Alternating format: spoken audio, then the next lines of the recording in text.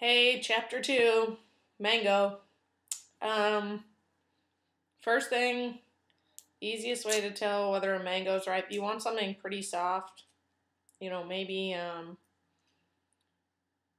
sort of how you would want a pear, maybe a little firmer than that. But um, there's a couple ways I know how to take care of it. The first one I'll show you without the skin on it. So I just took a vegetable peeler like this and peeled the mango. So here's what I have.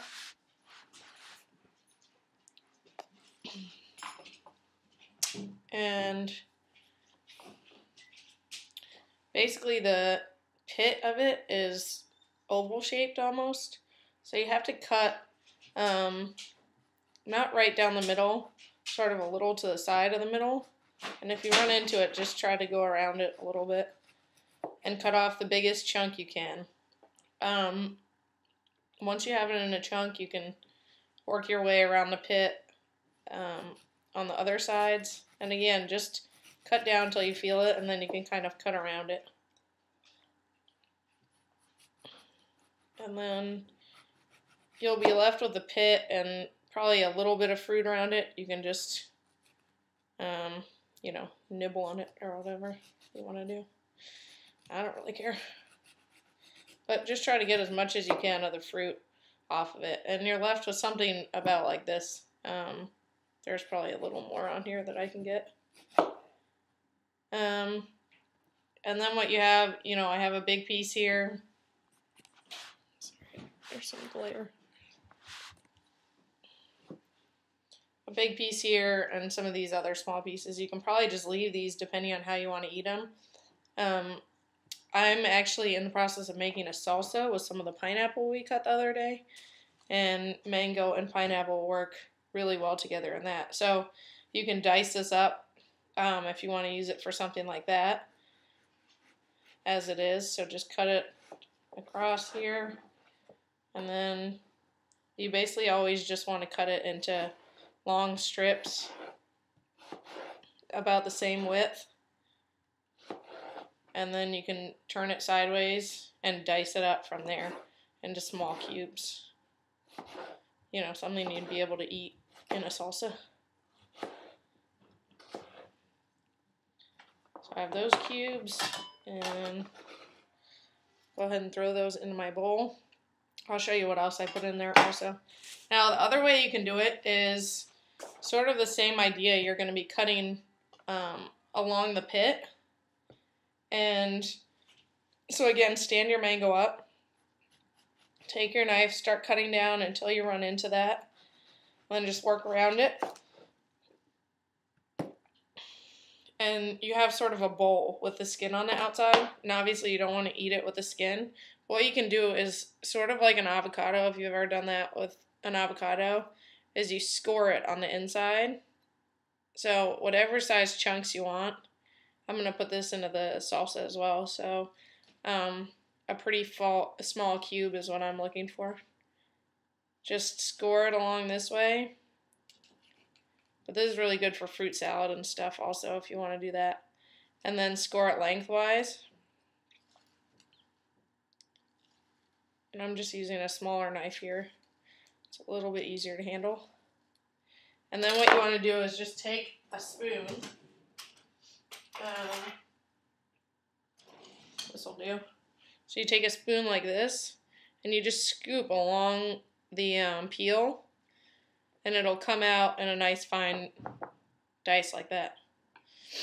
Pretty convenient if you don't have a vegetable peeler or something, or you just prefer to do it that way.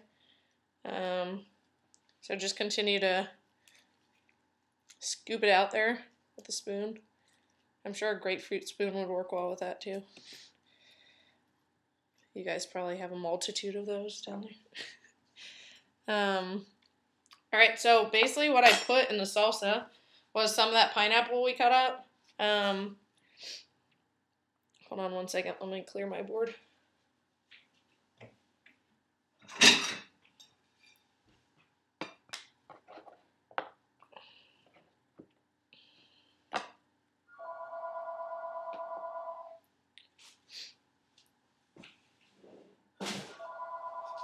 Alright, so I'll show you in a second. Hold on. I thought I was all prepared. I have some of the pineapple down in the bottom here. 2 cloves of garlic. Just a little bit of pineapple, you know, maybe a 1/4 cup or so. Same amount as mango as pineapple. And then 2 tomatoes. So right now all that's in here is 2 tomatoes, 2 garlic cloves, you know, half a mango, and just a few slices of pineapple. And then what I'm going to do is I squeezed also the juice of 1 lime in there, and then I have a jalapeno. And I don't know what you guys have available for peppers, but you can probably pretty much use any hot pepper. The heat in all these peppers is pretty much all in the what they call the rib, which is the white part, and the seeds. So depending on how much heat you want in it, you can pretty much take out all that, and you're still left with a good bit of zing in the actual pepper itself. But again, same way as we did the mango, anytime you want to cube something up or chop something small, just cut it lengthwise and get these as small as you can. You don't want a huge chunk of jalapeno in your salsa. And then just cut it as close as possible to get into really small chunks. If they're not small enough, you can always take your knife through at the end. So when I'm done, you can always just run your knife through this way. Get it as small as possible. Then I have this handy little pastry cutter, which works great for picking things up, scooping it in. The only other thing always when you're making something you want to season it well, salt and pepper. You don't really need pepper in here because of the amount of the jalapeno we just put in, but let me show you. So, nice color with the jalapeno. Anytime you're making salsa, you want to put some cilantro in it also. If you guys don't have cilantro, maybe just some fresh parsley, if you can find that. I don't have any cilantro today, so I'm going to skip it. But then you just want to put a good amount of salt in. And it really will take a lot. So don't be shy with it. If it really doesn't taste like anything, just keep adding more salt.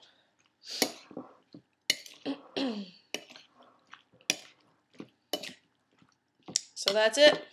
Pineapple mango salsa. Let me try it like they do on TV. It's probably going to be nasty.